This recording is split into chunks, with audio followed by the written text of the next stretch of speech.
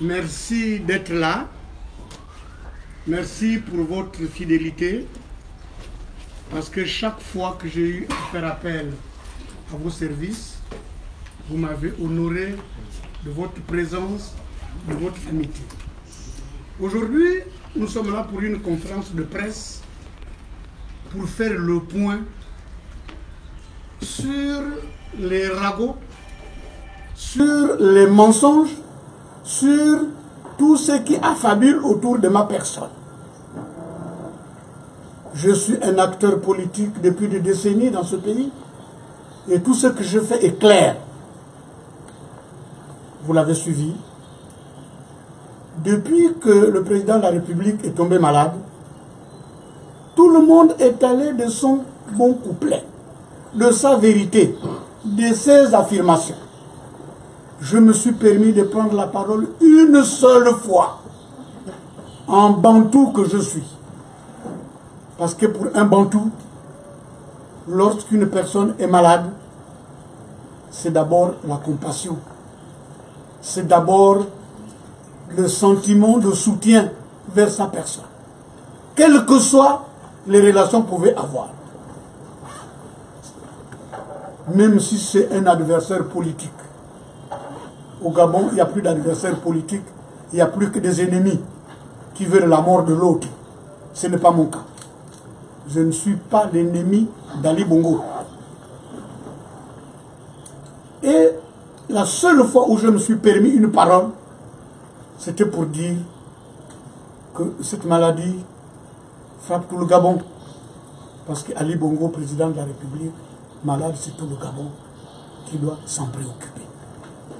J'ai terminé. Et si Ali Bongo était vivant et bien vivant, ceci pour répondre aux spéculations qui allaient de tous les côtés.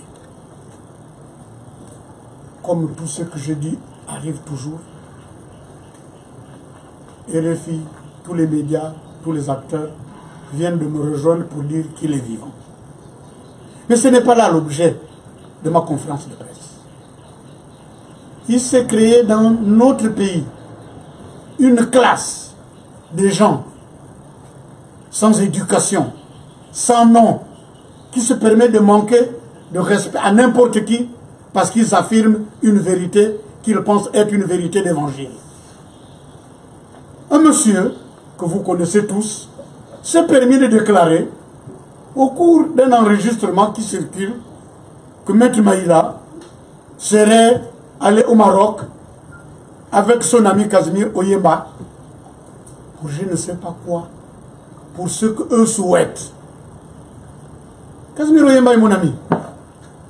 Quand nous nous retrouvons, c'est pour parler de la réconciliation nationale, c'est pour parler de ce qu'on n'a pas pu faire du Gabon, c'est pour parler de ce qu'on peut encore faire à nos âges, avec nos expériences et les aspirations de patriotes que nous sommes. Mais jamais, je dis bien jamais, je regarde tout le monde, jamais Casimir Oyemba et moi, nous nous sommes trouvés au Maroc. Je dis bien jamais. Que quelqu'un m'apporte la preuve. Est-ce que j'étais au Maroc? Oui. J'étais au Maroc. Parce que je suis de ceux Gabonais qui continuent de manger, de travailler et de dormir malgré la maladie du président. Il y en a d'autres qui aujourd'hui ne doivent plus rien faire, ils ne doivent plus manger, ils ne doivent plus travailler, rien que pour spéculer sur la santé du chef de l'État. Ce n'est pas mon cas. Je vais à mes occupations. Je fais ce que je dois faire dans mon pays.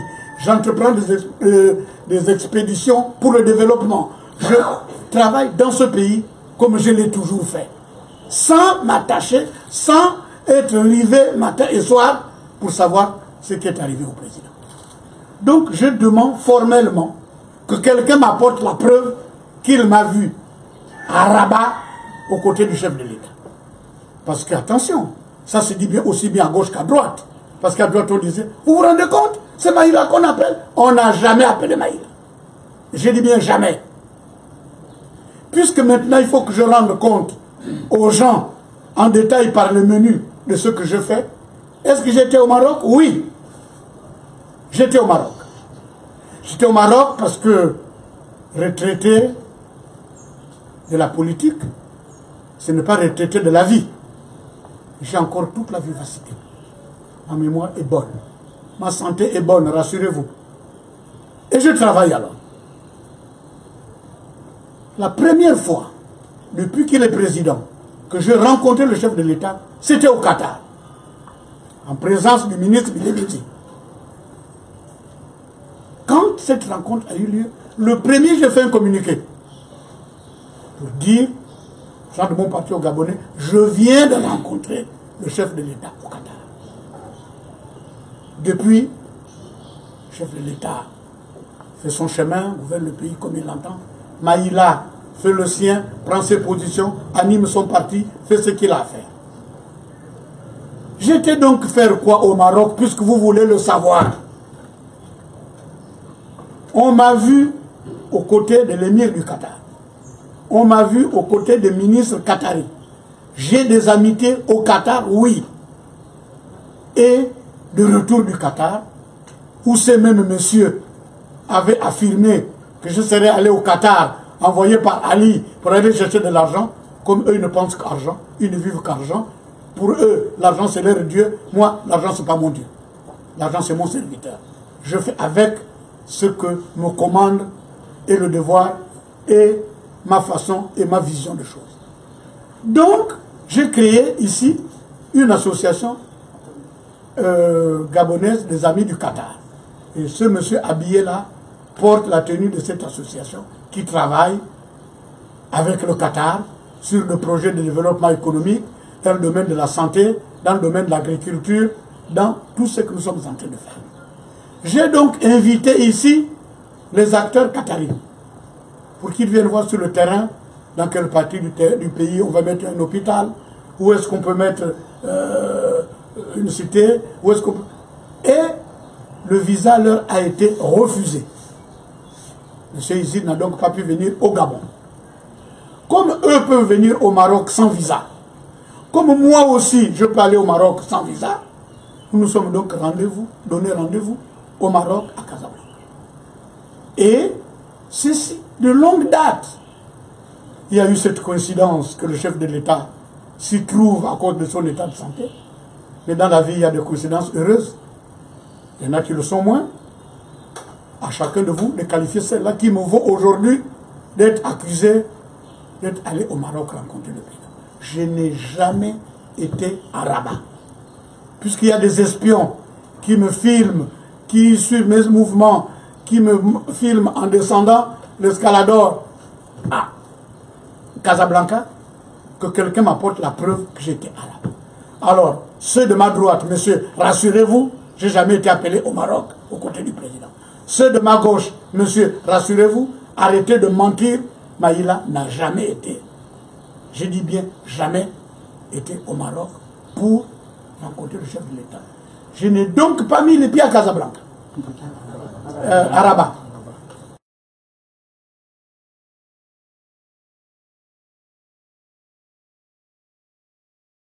Leur chambre dans cet hôtel et nous avons travaillé. Quand j'ai terminé, je suis parti.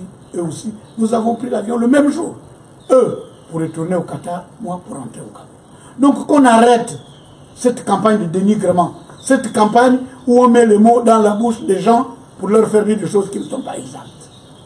Je n'ai jamais été au Maroc pour rencontrer le chef de l'État. J'ai été à Casablanca, au Maroc, que je n'ai de compte à rendre à personne pour continuer à travailler pour l'association gabonaise des amis du Qatar. J'ai lu, parce qu'il m'arrive de lire moi aussi, qu'il y a encore un autre illuminé qui mélange la réconciliation avec le règlement de compte bassement politique. Ces messieurs qui se sont même voulus militants de mon parti, ces messieurs qui tous les jours mangeaient à ma table, me traitent de tous les noms sur la toile, Maïla ceci, Maïla cela. Mais ça, je suis habitué. Mais cela, je ne réponds pas. Je suis un aigle. Je ne mange pas les mouches. Le problème de fond, c'est qu'il faudrait que les Gabonais commencent à être responsables. Responsables qui ne suffit pas de lire une ânerie sur la toile pour que ce soit une vérité. Il ne suffit pas qu'on attribue à qui que ce soit des mots, des propos ou des attitudes pour que ce soit une vérité. C'est vrai, on m'a vu hier à Siban, C'est vrai, demain matin, on me verra encore ailleurs. C'est vrai, on m'a vu avant-hier dans un autre quartier pour parler de réconciliation nationale. Parce que c'est là le seul chemin qui permettra à ce pays de nous tirer d'affaire. Maintenant, chacun apprécie. Chacun apprécie. Dans le cas qui nous occupe, je pense que quand on a une vérité, on doit la dire, on doit la partager. Mais comment contester tout ce qu'on nous dit en disant c'est pas vrai? Le vice-président de la République va au Maroc, rend compte de ce qui a été fait. On dit non, c'est pas vrai. Ok. Le président de la Cour constitutionnelle va au Maroc, dit ce qu'il a dit, on dit non, c'est pas vrai. Le premier ministre, chef du gouvernement, va au Maroc, rend compte, on dit c'est pas vrai. Mais puisque ce n'est pas vrai, donnez-nous votre vérité, puisque ça, ce n'est pas vrai. Moi, je me contente de ce qu'on me dit. Si ce qu'ils disent est vrai, alors c'est vrai. Si ce n'est pas vrai, il n'y a aucune vérité que le temps ne révèle. Seulement, on doit se dire une chose. Ce pays-là, pour qu'on s'en sorte, c'est nous tous ensemble. Et c'est pour cela que j'ai écrit à tous les chefs des partis, pour qu'on se retrouve, qu'on débatte de ce que doit devenir le pays. Le président de la République va revenir. On applaudit. Mais ça nécessite quand même un débat où les hommes politiques que nous sommes, nous nous prononçons sur la qualité. Vacances provisoires, ok, on applaudit. Mais on fait comment? Ce n'est pas 3 personnes qui vont définir ce que doit être cette vacance du pouvoir. Ce n'est pas 3 personnes, parce qu'elle est rendue au Maroc, qui vont venir nous dire, voilà, monsieur, Dieu est descendu, voilà. Non, on refuse. On doit discuter ensemble. Ceux qui fuient le débat vont être obligés de le subir. Parce que là, il y a des solutions. Il y a une solution juridique. Est-ce qu'elle existe à l'état actuel des choses? J'ai dit non. Il y a une solution politique. Est-ce qu'elle existe aujourd'hui? J'ai dit oui. Parce que la modification de la Constitution est un début de solution politique. Donc il faut qu'on en parle.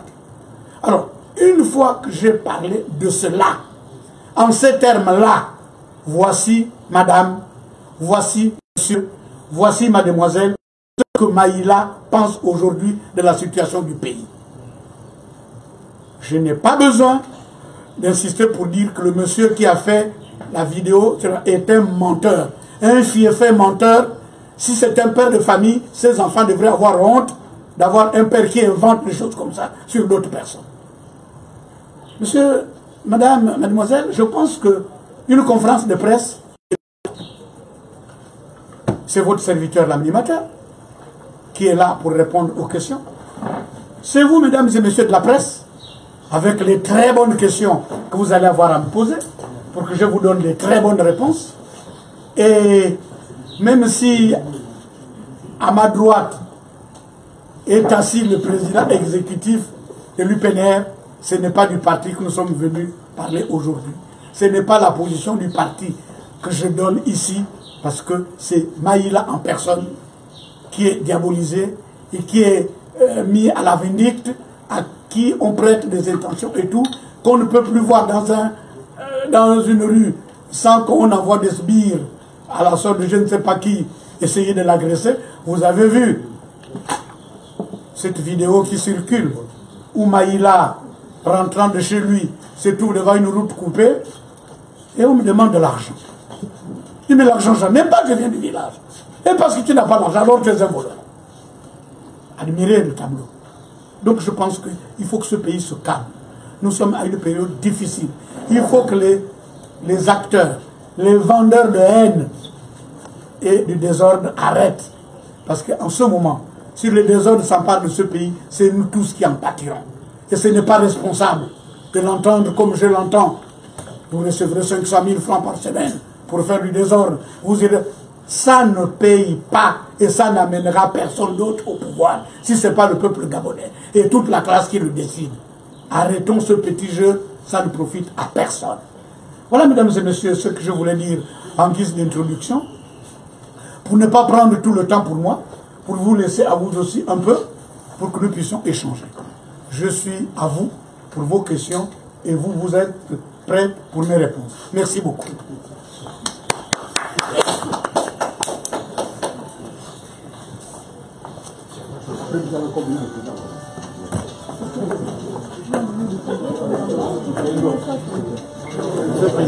Qu'est-ce qu'il y a? Oui, je commence moi-même, oui. Vous êtes juriste. Oui. Quelle analyse faites-vous de cette modification de la Constitution qui est tant décriée? Bah, écoutez, personnellement, je n'ai pas besoin d'être juriste. C'est une question de bon sens. Je rappellerai à certains qu'il n'y a pas que des juristes qui siègent à la Cour constitutionnelle. Il y a des gens qui n'ont jamais mis un seul jour le pied dans une faculté de droit et qui sont juges constitutionnels. Donc, la Cour constitutionnelle, c'est une juridiction de bon sens. C'est une juridiction qui est là pour juger de la constitutionnalité des lois. C'est une juridiction où siègent 9 Gabonais avec des profils différents. Maintenant, sur la modification, j'ai dit qu'il y avait une solution politique et une solution juridique. Madame Bourancho et ses compères, ayant décidé d'apporter cette modification, orientent le pays vers une solution politique. Et c'est pour ça que j'ai dit à 2 reprises que le cadre dépasse la Cour constitutionnelle. Parce que ce n'est pas une vacance définitive. Comme le cas de vacances provisoires n'était pas prévu, ils ont ajouté cela. Bon Dieu, est-ce que c'est le moment pour moi de quereller la Cour parce qu'ils ont fait ça? On va vers une solution politique. Mais continuons. Appelez tout le monde. Ce n'est pas à 3 personnes de le décider. Je pense que la Constitution n'ayant pas prévu de cas de vacances provisoires, temporaires, eh bien, ils l'ont ajouté. C'est une solution politique. Ce n'est pas une solution juridique. Je voudrais que quiconque me fasse la démonstration. Donc, on va déjà vers une solution politique. Politiquement, c'était arrangeant qu'il y ait une disposition qui puisse nous rappeler qu'il peut y avoir une vacance temporaire. J'ai dit que c'est une solution politique. Alors, ne faites pas référence aux juristes que je ne suis pas pour essayer de justifier cela. Je l'ai dit pour vous taquiner. Il n'y a pas de solution juridique là-dedans. C'est une solution politique. Il y avait un vide, la Cour l'a comblé à sa manière, mais j'ai dit qu'il ne faut pas s'arrêter là. Il faut continuer plus loin pour que d'autres acteurs politiques se mêlent de savoir que va être cette vacance provisoire. Comment le pays va fonctionner. Comment allons-nous fonctionner. Ce n'est pas les 3 ou 4 gars qui sont allés à Casablanca qui viendront nous donner ici en disant « Monsieur, c'est comme ça ». Moi, je dis non. Voilà ma réponse. Est-ce que tout a le droit de combler ce vide, comme on l'a dit? Je viens de vous répéter encore que la Cour constitutionnelle, ce n'est pas une juridiction comme une autre. Il y a des conseillers là-bas, à la Cour, qui n'ont jamais mis les pieds dans une faculté de droit. Et pourtant, ils sont juges constitutionnels. Donc, quand vous allez chercher le droit partout, vous n'en trouverez pas. C'est comme quand je plaide là-bas, il y a un prud'homme dans le coin qui dit « Oui, le point de droit, le point de droit ». Je dis « Monsieur, pouvez-vous me dire, moi, le point de droit qui donne à quelqu'un le droit de tricher à une élection ?» Donc ici, nous ne sommes pas pour le point de droit, nous sommes pour la relation de fait. Avez-il le droit de le faire? Que vous disiez non, que vous disiez oui, ça va changer. Il l'a fait, mais seulement il a ouvert la loi, la voie à une solution politique. Exploitons-la ensemble, allons jusqu'au bout. Je suis clair dans ma réponse. Oui, oui, monsieur, parlez fort. Oui, monsieur le président, bonjour. Bonjour. Oui, c'est Justin. En fait, je vais vivre dans le vif de votre conférence de presse qui porte un démenti par rapport à votre voyage au Maroc, oui. Alors, monsieur le président, vous pouvez d'abord, dans un premier temps, peut-être beaucoup de Gabonais ne connaissent pas votre association qui a cette relation avec le Qatar. Au niveau national, ses ambitions, premier point de la question. Oui. Expliquer aux Gabonais pourquoi les Qataris ne sont pas arrivés. Est-ce qu'ils ont été refusés? Leur passeport a été refusé par les Qataris. Pourquoi, en même temps, le chef de l'État, en convalescence au Maroc, vous aussi, c'est votre rendez-vous, n'est qu'en terre marocaine. Pourquoi pas au Sénégal ou au Qatar? Merci beaucoup. Pourtant, je l'ai dit en introduction, j'ai des amitiés au Qatar. J'allais là-bas du temps où j'étais au service d'Omar Bongo. Ces amitiés, je les ai gardées. Je suis allé au Qatar. Nous avons mis ensemble une association des amis du Qatar. Bon, vous savez que le Qatar a été attaqué ces derniers temps. Il fallait bien que le Qatar puisse compter ses soutiens. J'en suis un. Je me suis donc rendu au Qatar. Cette association qui a été créée entre les Qataris et moi-même a pour vocation de faciliter les opérations de développement.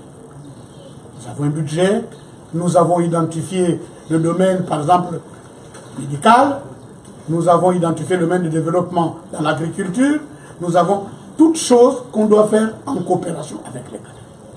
Je vais sûrement dire quelque chose que beaucoup de Gabonais ne savent pas. Les Qataris ont toujours été à nos côtés, du temps du président Omar Bongo, pour nous soutenir dans certaines actions. J'ai gardé ces amitiés et j'y suis allé pour travailler, pour leur dire que si le président Omar Bongo est mort, que les amitiés ne sont pas mortes, que nous sommes encore là, qu'on pourra continuer.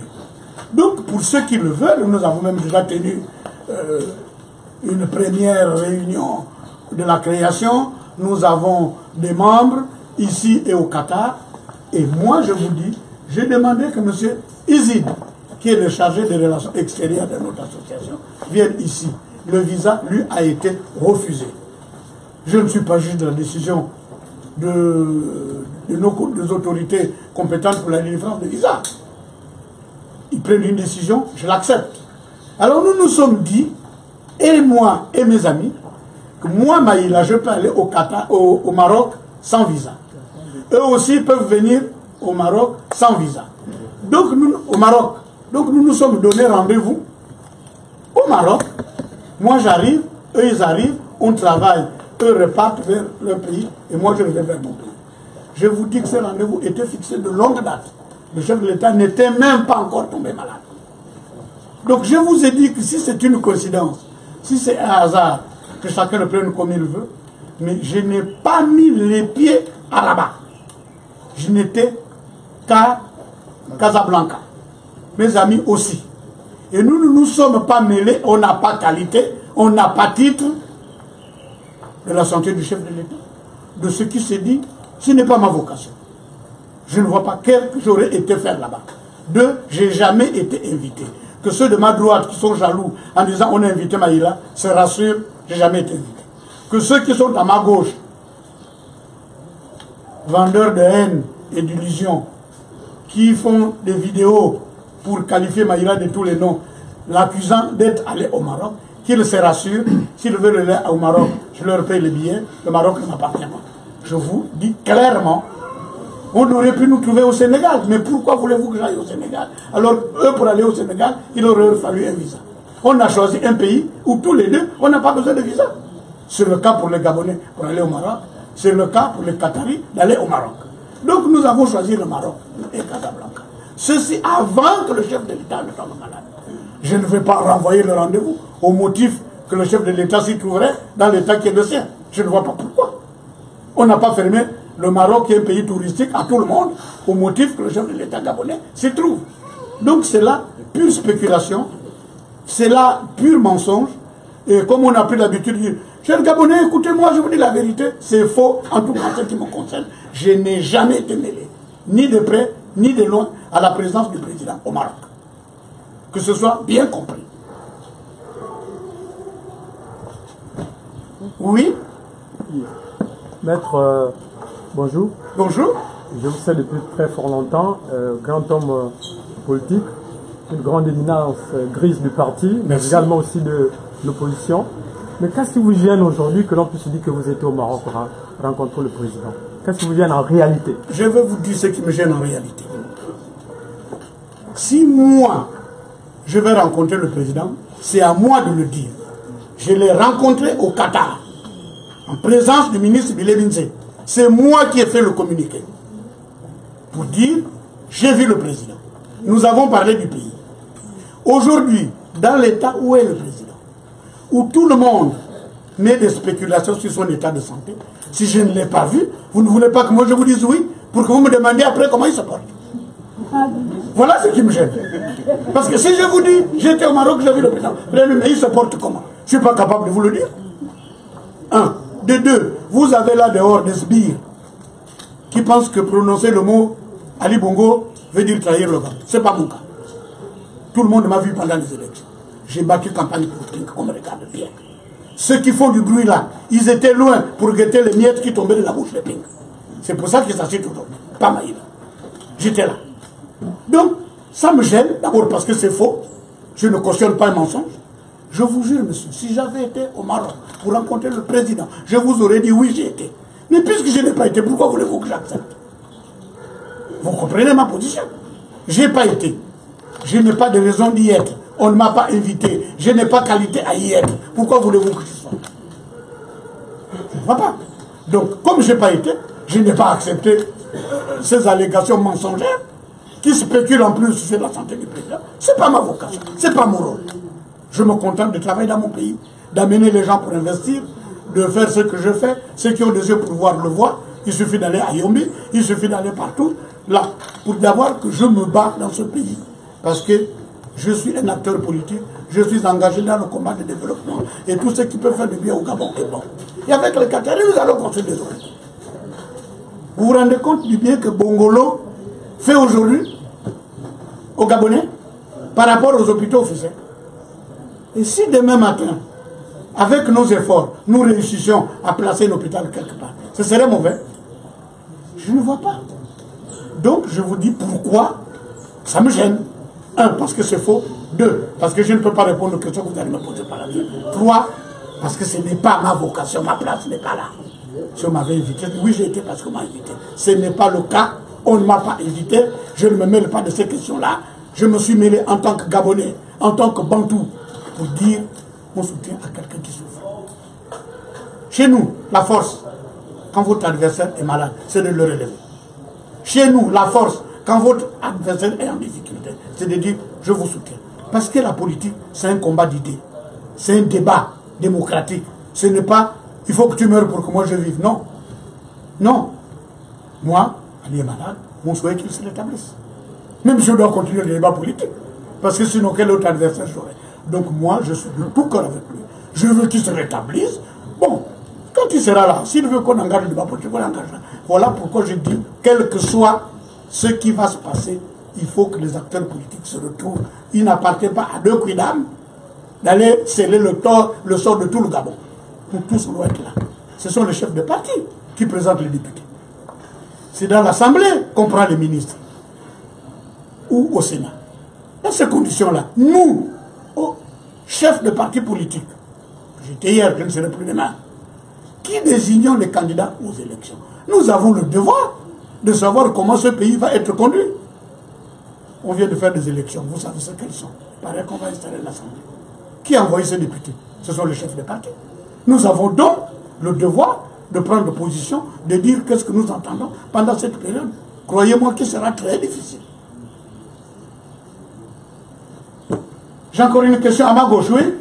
Merci, Monsieur le Président. Vous venez d'aborder le sujet en question. Les jours qui arrivent seraient difficiles. Oui. L'œil d'initié que vous avez, comment lisez-vous ces jours? Parce que là, on attend l'installation de l'Assemblée nationale qui devait être suivie de la démission du Premier ministre et la nomination du gouvernement. Quelle lecture faites-vous de ces jours qui arrivent? Je venais de dire qu'ils vont être difficiles. Un gouvernement est identifié à une action. Croyez-moi, j'en ai fait partie de beaucoup de gouvernements. Compte tenu de l'état que connaît le pays, on va nommer un Premier ministre. On va nommer un gouvernement. Mais il fera quoi ce gouvernement? Et nomination dans quelles conditions, monsieur? Attendez. Il va faire quoi ce gouvernement? Je vous ai dit qu'un gouvernement est identifié à une action. Nous avons connu beaucoup de gouvernements qui n'ont rien fait. Nous avons connu beaucoup de gouvernements et nous déplorons beaucoup de manquements. Vous croyez que celui qu'on va nommer là va prendre à bras le corps le problème du pays dans l'état où il est? Moi j'ai peur. C'est tout ce que j'ai à dire, monsieur. Je ne veux pas jouer les devins parce que chaque fois que je dis quelque chose dans ce pays, la chose est arrivée. Et donc notre cas du Gabon est irréversible. Irréversible comment? C'est-à-dire qu'on fonce droit au mur. Non. On ne peut rien, le gouvernement ne peut rien faire. Non, je ne dis pas qu'il ne peut rien faire. J'ai seulement peur qu'il ne soit pas en état de prendre à bras le corps le problème du pays. Vous les connaissez. J'ai peur que dans des conditions autres, nous avons tous regretté les gouvernances que nous avons tous critiquées. Nous avons tous regretté les déviations que nous avons tous critiquées. Vous pensez que ce gouvernement nouveau va avoir l'entre-gens, la volonté et les moyens d'affronter les problèmes auxquels le Gabon doit faire face aujourd'hui. Moi, je dis non. Je dis non parce que, avec ce que nous connaissons, il aurait fallu que, compte tenu de la situation actuelle, tous les acteurs politiques puissent se retrouver. Chacun donne une orientation. Vous savez, monsieur, en ce moment-là, vous avez plein de gens qui vous disent « Oh, moi je suis de moi. » Appelez un à un pour dire « Monsieur, bon, supposez que ce soit vous qui conduisez, vous ferez quoi ?» Il n'y a pas beaucoup qui vous le diront. Moi, je peux vous le dire. Je commencerai par faire ça. Je commencerai par faire ça. Je commencerai par faire ça. J'ai critiqué l'autre jour les agences. J'ai entendu qu'on commence à les supprimer. Sinon, je peux faire la liste. Je peux vous donner, là où je suis assis, le programme de gouvernement capable de prendre à plat le corps problème du pays. Celui qui va arriver là. J'ai peur qu'il ne le soit pas. J'ai dit seulement j'ai peur. Alors qu'on me demande que les faits me donnent tort. C'est ça, monsieur. Voilà ma crainte. Celui qui n'a pas peur est un fou. Moi, j'ai peur, je ne suis pas un fou. Et ceux qui n'ont pas peur, les conséquences sont là. Vous savez, il y a quelqu'un au-dessus de nous là, qui voit tout ce que nous faisons. Vous pouvez vous en foutre de tout, mais à un moment donné, il vous rattrape en disant, moi, la GP, j'en ai rien à foutre. Moi, la police, lui, il n'a pas peur de gendarmes. Donc, si vous ne tenez pas compte de son jugement, si vous ne tenez pas compte de ces lois, parce que Dieu a fixé ces lois, dont la première est de rendre sacrée la personne humaine, qui est son temple. Quand vous violez ces lois-là, ne soyez pas surpris que demain matin, vous-même, parce que vous êtes le temple de Dieu, vous en subissez les conséquences. Moi, je suis un croyant. Vous m'avez même fait l'honneur de dire que j'étais un Gangamissoko, et c'est vrai. Non, mais c'est vrai. C'est vrai, ceux qui auront l'occasion de venir dans mon temple, ils me verront officier. Je suis un Gangamissoko. Je ne le nie pas. Et pourquoi j'aurais honte? Vous avez des photos placardées, vous avez d'initiés. C'est ma vision. C'est mon pays. C'est ma culture. Je ne suis pas un Français. Et si vous ne croyez pas ces valeurs-là, votre place n'est pas ici. Vous pouvez aller manifester dans Fer Rochero, au Trocadéro. Je vous jure que la réalité est ici. Quand nous prendrons compte de cette réalité-là, par la réconciliation nationale, le Gabon aura un autre départ. Tant que vous l'éviterez, tant que vous l'avez évité, nous connaissons le karma qui est le nôtre aujourd'hui. Les initiés savent quand je dis le karma. Maître Maïla, est-ce que ce point de vue que vous défendez aujourd'hui est le même pour tous les autres partis politiques qui se vous fédèrent autour de vous? Parce qu'on a souvent vu la CNR, on vous a vu autour de cette coalition, avec cette coalition justement, prendre des positions. Est-ce que ce point de vue que vous défendez justement est le même point de vue que les autres partis autour de vous? Je peux répondre. Monsieur, un leader, ce n'est pas celui qui suit l'opinion. Un leader, c'est celui que l'opinion suit. Vous m'avez vu avec le cercle des notables de la République. Tous ces gens-là partagent mon point de vue. Quand nous avons lancé l'appel à la réconciliation, il y avait à mes côtés le président Thierry Mamfumbi, le président David Mbadinga. Tous ces gens-là partagent ce point de vue-là. Maintenant, vous dites les autres. Mais il arrivera un moment donné où ces autres-là sentiront la nécessité de cette réconciliation. Et ils finiront par y venir, monsieur. Parce qu'il n'y a pas une autre solution. Je vous ai dit que les Sud-Africains ont eu à faire face à la tête. Personne ne savait comment ça sortir. Quand Mandela sort, je parle de Mandela parce que j'ai des raisons de le connaître. C'est moi qui ai été l'invité pour qu'il visite le Gabon. Quand il va choisir la réconciliation, au lieu de la vengeance des Noirs sur des Blancs, l'Afrique du Sud s'en est sortie. J'ai des raisons de le savoir. J'y vais tout le temps, j'y habite. Monsieur, lorsque au Rwanda, pour le Tutsi, l'ennemi, c'était le Hutu, quand on a eu un génocide où les gens tuaient les autres, ils n'ont pas eu une autre solution que la réconciliation. Ils ont compris? Même si on tuait tous les Tutsis, c'est pas ça qui va faire que le Rwanda s'en sorte. Si vous tuez tous les Hutus, il n'y aura plus de Rwanda du tout. Alors la solution, c'est de nous mettre d'accord. Voilà un exemple. Monsieur, quand vous allez au Kenya, Raila Odinga, avec le fils de Jomo Kenyatta, dont les pères étaient déjà des adversaires politiques, ils se sont battus. Il y a eu des morts. Ils sont terminés comment? La réconciliation.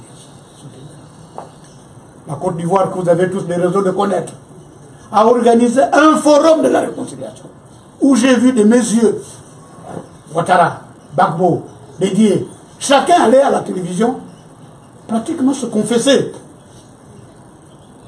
La Côte d'Ivoire a la fortune qui est la sienne aujourd'hui sur le plan économique. Il le doit en grande partie à cette volonté des Ivoiriens de dire que vous le voulez, qu'on ne le voulez pas, nous sommes tous des Ivoiriens. Tant que les Gabonais ne feront pas ça, nous ne nous en sortirons pas. Tant que... Vous voyez, je vais vous dire quelque chose. Je vais vous dire quelque chose, retenez-le. Dans ce pays, j'ai vendu les voitures, les Mazda. Dans ce pays, j'ai fabriqué des meubles. Dans ce pays, j'ai fait des avions. Mais comme c'est un Gabonais, c'est un affairiste, Maïla. Mais si c'était un Ivoirien, ce serait un homme d'affaires. Vous voyez comment vous êtes. Et quand je vais en Côte d'Ivoire, Maître Maïla, ah, ça c'est un homme d'affaires. On m'appelle pour examiner les questions aéronautiques. Je suis pratiquement un expert. Mais quand les autres pays me reconnaissent ces compétences, les Gabonais, Maïla, c'est un affairiste. Voilà comment vous êtes. Voilà comment vous êtes. Aujourd'hui, je fais même dans la forêt, vous le savez, 300, 400 personnes vivent parce que j'ai mis ça en place. Et pour ceux qui s'en compte pas, mais là, c'est un affairiste. Il nous donne une voiture. Mais monsieur, vous voulez que j'aille à pied quand je gagne tout ça d'argent? Air Inter Gabon, seulement, vous faisiez plus de 20 milliards de chiffre d'affaires pendant 20 ans. Vous croyez que je n'ai pas de quoi m'appeler une voiture? Bon, alors, pourquoi, si c'était un Ivoirien qui avait fait ça ici, on se serait mis à genoux devant lui? C'est un homme d'affaires. Comme c'est moi, Maïla, qui suis Gabonais, je suis un affairiste. Voilà comment vous êtes.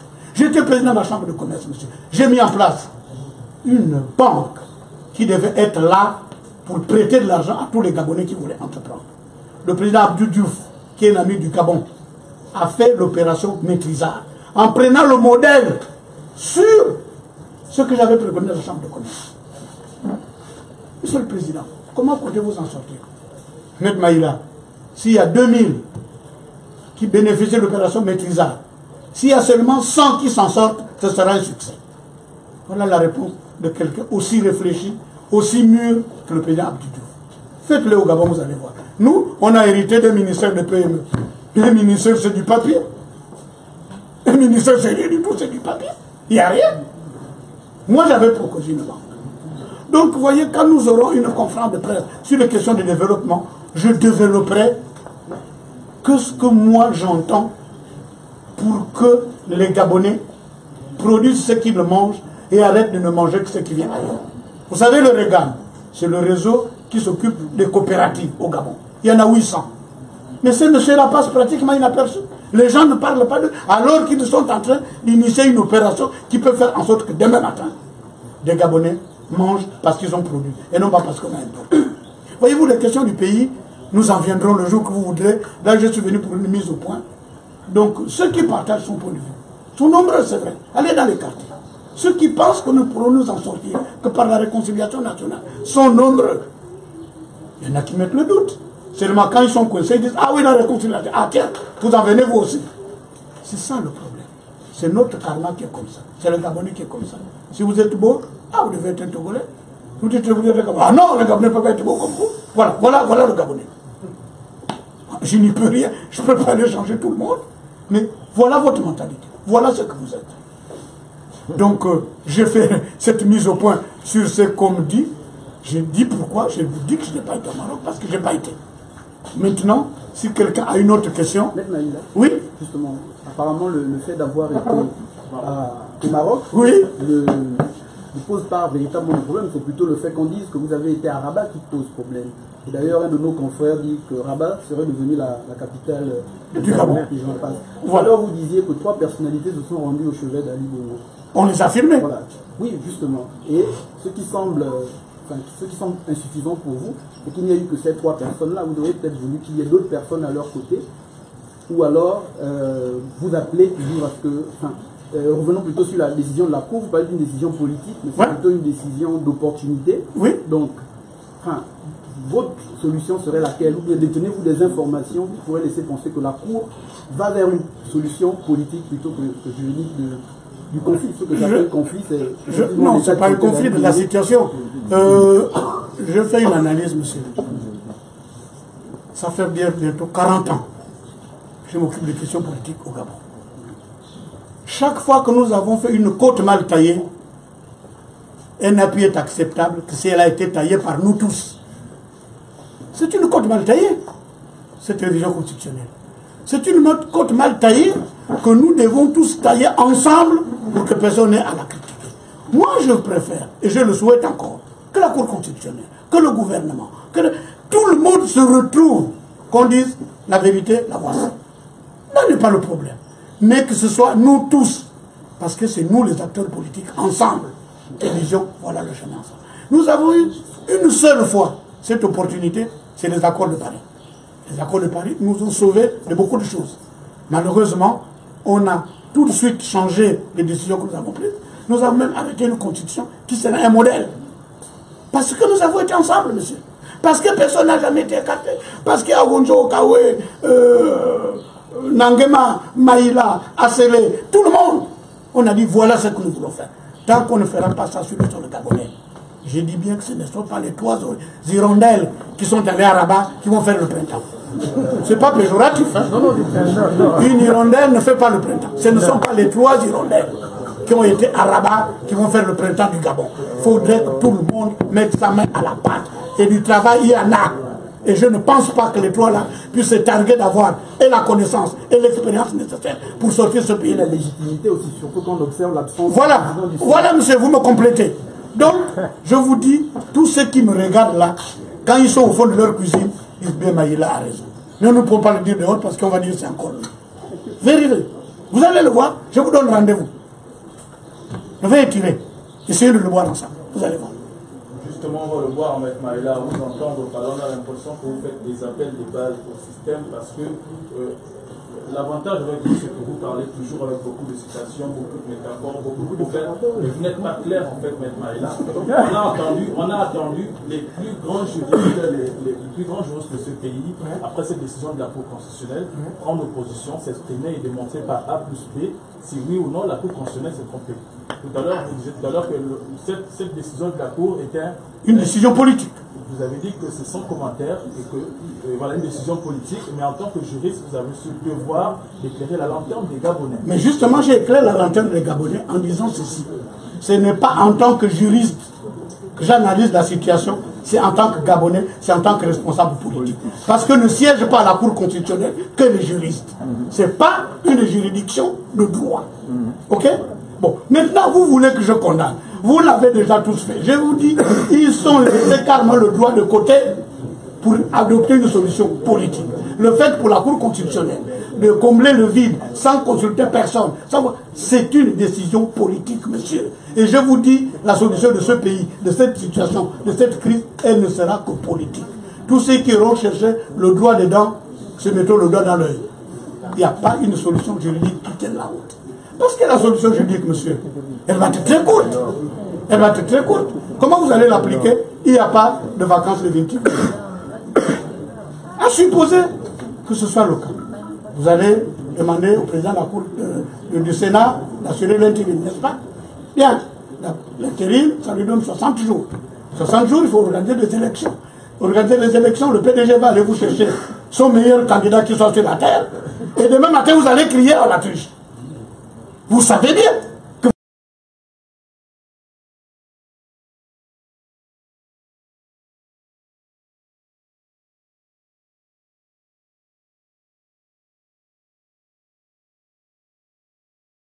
l'élection politique au Gabon, où il n'y a pas eu de mort.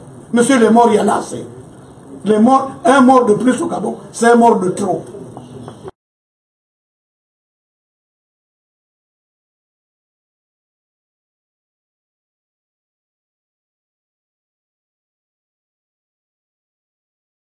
Elle va vous produire un candidat. J'ai eu tout le mal du monde pour faire un candidat unique de l'opposition. Rappelez-vous le nombre de fois qu'on m'a injurié quand j'ai écrit pour dire voilà les conditions. Après, qu'est-ce qui s'est passé? On a adopté ce que j'ai dit. Après, qu'est-ce qui s'est passé? On a été aux élections. Après, qu'est-ce qui s'est passé? Il s'est passé ce qui s'est passé avec Mbabe Solo, avec Mamboundou, avec Mamboundou une deuxième fois. Vous me voyez tout le temps avec Mbabe Solo. Je sais qu'il a gagné des élections. Alors, si c'est ce que vous voulez recommencer, alors faites-le sans moi. Parce que voilà votre solution juridique. Je vous l'expose en 4 mots. Solution juridique, d'accord, allez, madame Ilebou, faites-nous des élections. Et vous, quand vous lui demandez ça, vous savez avec quoi elle va faire ça? parce que les dernières élections, ceux qui ont été faits sur le terrain, ne sont pas encore payés. Je pense que vous avez aussi donné l'argent pour que l'organe qui s'occupe des élections là, de quoi envoyer le monde au terrain. Monsieur, arrêtez. Arrêtez. Si je ne suis pas clair, alors aidez-moi à être clair. Demandez-moi quelque chose qui me permettrait d'être clair. Nous sommes dans une conférence de presse. J'ai besoin de votre savoir. Vous avez besoin de mes réponses. Monsieur, je suis plus que clair.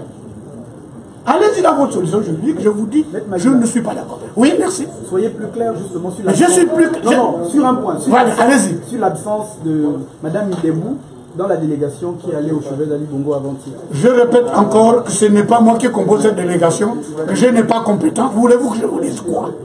Vous voulez que je la regrette?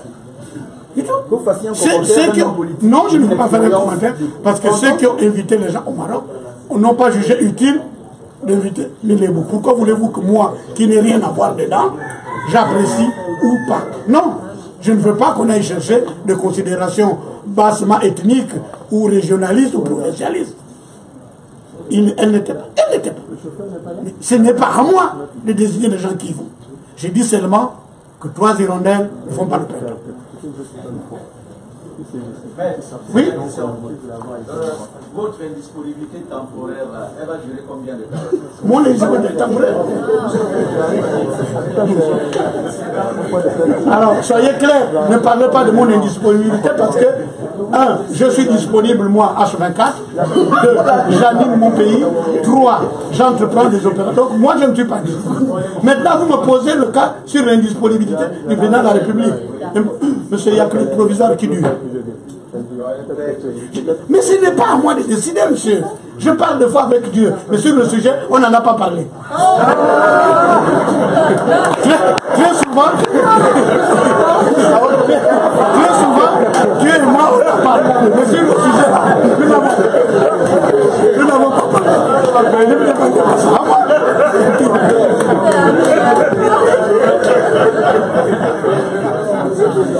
Ah oui, là.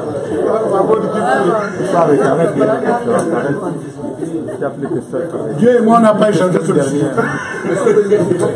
Alors, si le combat doit cesser parce qu'il n'y a plus de questions, ah, voilà une question, oui. On a abordé l'aspect politique, oui. C'est logique. Oui. Mais vous avez dit pendant votre intervention que vous étiez buitiste en fait. J'étais buitiste, oui. Voilà, mais il y a un de vos collègues qui a une vidéo qui circule sur les réseaux sociaux. Oui. Un de vos collègues qui a fait des prédictions sur la maladie du président. Ouais. Il a auguré un avenir radieux, un nouveau personnage. Qu'est-ce que vous en pensez? Écoutez-moi ça. Est-ce qu'en tant que buitiste, vous avez suivi la Non. Non. Arrêtez. Il y a des choses avec lesquelles il ne faut pas blaguer. Ah oui, bien sûr. Pour moi, le bouddhisme c'est une religion au sens de religare. Relié verticalement, relié horizontalement. Quand moi j'officie, j'ai interdiction de dire aux gens ce que j'ai vu. Si quelqu'un se permet de venir sur la toile, de dire ce qu'il a vu, permettez-moi de ne pas être ce bouddhiste-là. Vous m'avez posé une question. J'ai dit que très souvent je parle avec Dieu. Parce que je suis sa création. Et il y a un peu de lui en moi. Mais sur ce sujet-là, Dieu et moi n'en a pas parlé. Donc je m'interdis, moi, de vous prévenir quoi que ce soit. Le souhait de tout le monde, du moins de ceux qui pensent que le pays doit être gouverné, de ceux qui pensent que, quel que soit l'état de vos relations, quand l'autre est mal, vous avez mal, c'est que le président se rétablisse. Quand il sera rétabli, s'il n'est plus le même, ben, vous jugerez avec lui, vous jugerez avec moi, je jugerai avec vous. Mais permettez-moi de ne pas partager la vision de ce confrère. Un jour, j'étais confronté à 2 prophètes. Il y a un prophète qui dit, voilà, j'ai vu ci, j'ai vu ci, j'ai vu ça. Je le regarde. Je bouscule au Gouligani. Je dis, je ne crois pas ce qu'il dit. Il y a un autre qui dit, oui, vous savez, j'ai fait le même rêve. J'ai levé le doigt pour dire qu'il est impossible à 2 personnes de faire le même rêve le même jour. Ça n'existe pas. C'est une impossibilité absolue. Si je rêve de quelque chose aujourd'hui, vous rêverez peut-être demain, mais le même jour que moi, non. Parce que quand on rêve, on sort de soi. Les initiés le savent. C'est pas vrai. Moi, je ne m'inscris pas là. Je souhaite que ce qu'il a dit soit vrai. Il n'y a pas de problème. Mais je n'étais pas avec lui. Et je ne pense pas qu'il puisse exister dans ce monde, 2 personnes qui fassent le même rêve le même jour. Je voudrais que quelqu'un m'apporte la preuve. Moi, je suis prêt à lui amener la preuve. Parce que la porte est trop petite pour qu'on sorte ensemble.